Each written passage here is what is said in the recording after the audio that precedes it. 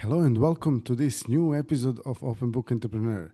Today we have Bertie Le Roux here with us, and he's based of South Africa, but he's a coach, transformational coach, and international speaker, and nomad as well. He's traveling between Canada, Netherlands, and then also South Africa as well. So, Barty, welcome to the show. Please introduce yourself to our audience.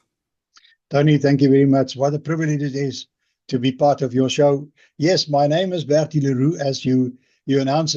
Sometimes the Le Roux is De La Roux or Le Roux.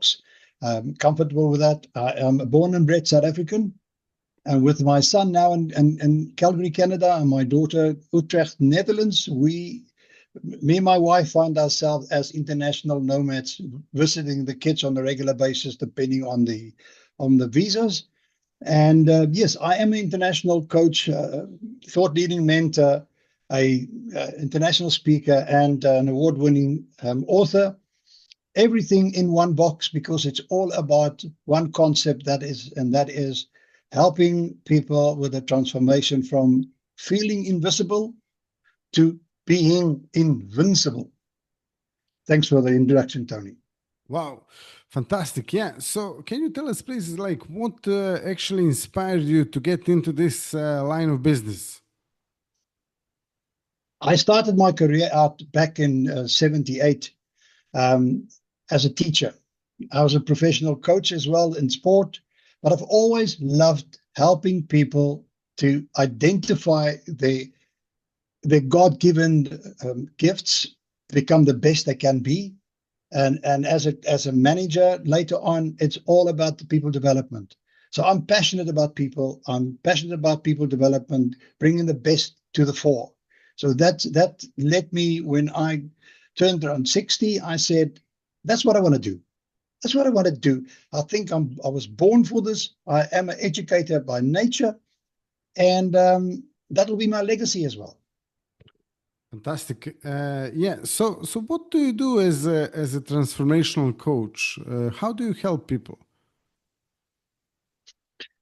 Transformation per se, it sometimes is difficult. Sometimes when I'm in a network, I get naughty because people don't understand what transformation means. And I say transformation means it's movement, action, first step. And sometimes I will just push them and they get the step to get a balance. I said, see, I've transformed you now with one little push from one place spot to the next. And we all need help because we get comfortable in a current state. Good, bad, or ugly, doesn't matter. We get comfortable. We complain about it, but we get comfortable with it. So transformation is critical. Where the concept of movement from invisible to invincible comes from, it's a little bit story. I was on co-host on a radio station here in South Africa called Platinum Gold, Tuesday mornings at 10. And I was one day down here in Agulhas, which is the southernmost town in Africa, where I'm at the moment, once again. And I decided that day to do my talk from the dunes next to the sea. It was a brilliant day. So I went up, sat comfy on the dunes, and I sat there and I looked over the ocean. And it came to me that, the little boat out there on the ocean, to all practical purposes, is invincible. It's invincible. And if they get lost, tough, because it's a big, wide ocean. And often I myself felt the same. I'll go to a party and feel invisible in that party. And when I looked over my shoulder, there is the lighthouse, southernmost lighthouse in Africa. And I looked at it and I saw, and the parallel I drew was that lighthouse is invincible. It's there to safely guide people, ships around the point of Africa. And that brought me to the concept of the saying that my transformation is to help people to move from a feeling of invisibility, a feeling, because it's not necessarily always true, but you just feel like it. You feel lost. And to become invincible Nothing would move you because you've got a responsibility to shine your light to help other people safely navigate their lives. Wow, wonderful. And also, obviously, you were co-authoring several books as well. Some of those were bestsellers. Can you tell us a little bit more about that? Yes, when you do these kind of things, something just happens. People will approach you and say, Bertie, I need you to coach me. Or people will come to you and say, I've got a book. I'm going to publish a book. I want you to write a chapter. So I've written quite a few chapters, 5 to date. Just recently completed another one, and it's all come back to from invisible to invincible. My own book that I'm writing at the moment is Believed to Achieve: A Leader's Journey from Invisible to Invincible.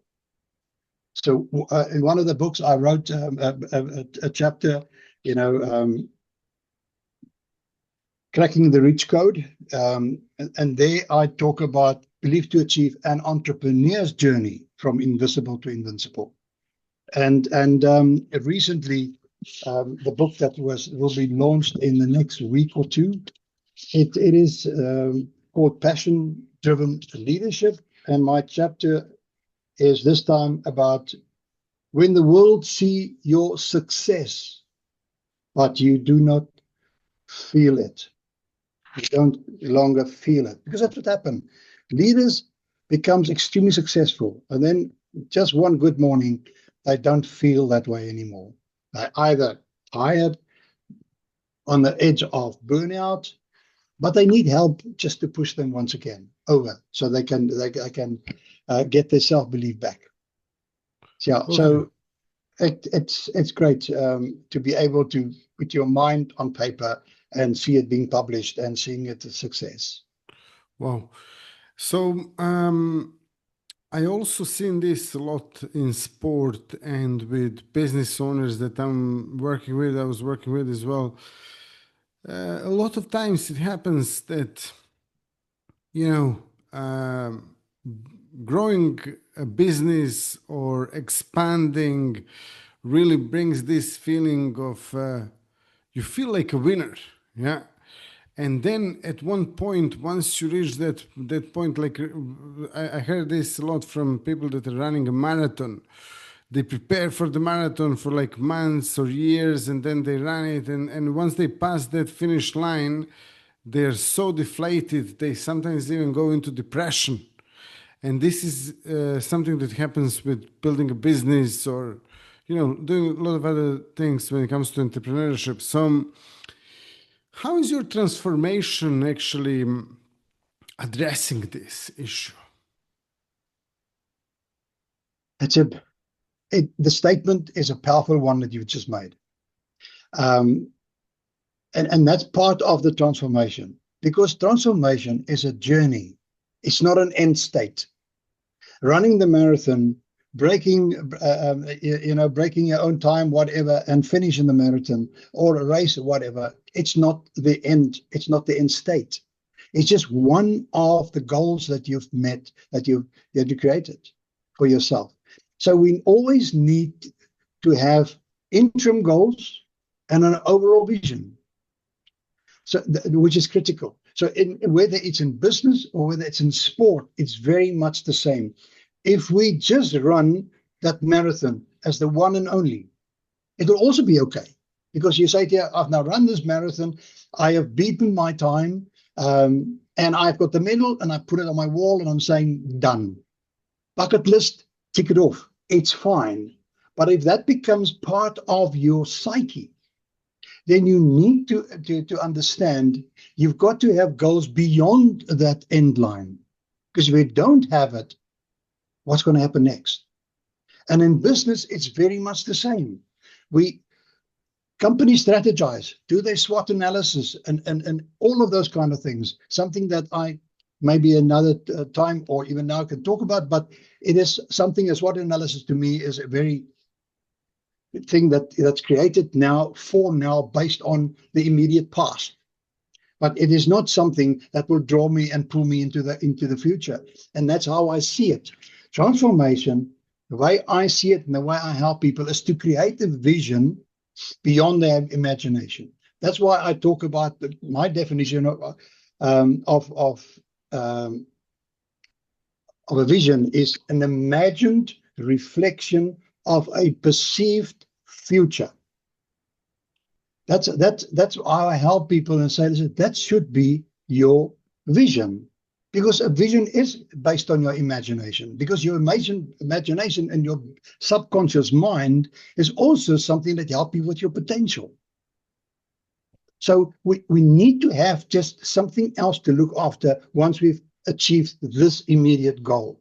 If we don't, there will be a void. There will be an emptiness that pulls you into the concept of invincibility. Because while you're achieving, you are invincible. You are people see your success and they glorify you, and you are up there on a number 1, 2, or 3, up there on the stand. People are applauding you. But once you walk off there, what happens then? What is a challenge that you put yourself to take the next step? Because sometimes the transformation is from a professional sports person to a successful entrepreneur. But you should start building on the vision of a successful entrepreneur when you are still building and becoming a professional sports person. It doesn't happen overnight. Totally. So if people want to actually get in touch with you, learn more about you, or, sort of like look into the work that you're doing, how they can do that? Thanks, Tony. The best I always say is approach me on my website, which is easy enough. It's bertieleroux.com.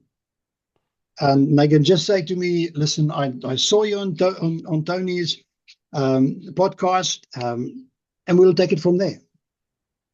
Fantastic. So I can share this link in the description of this video. And on top of that, obviously, thank you very much for being a guest. It was fantastic to hear your story and also to hear some of the tips that you're sharing as well.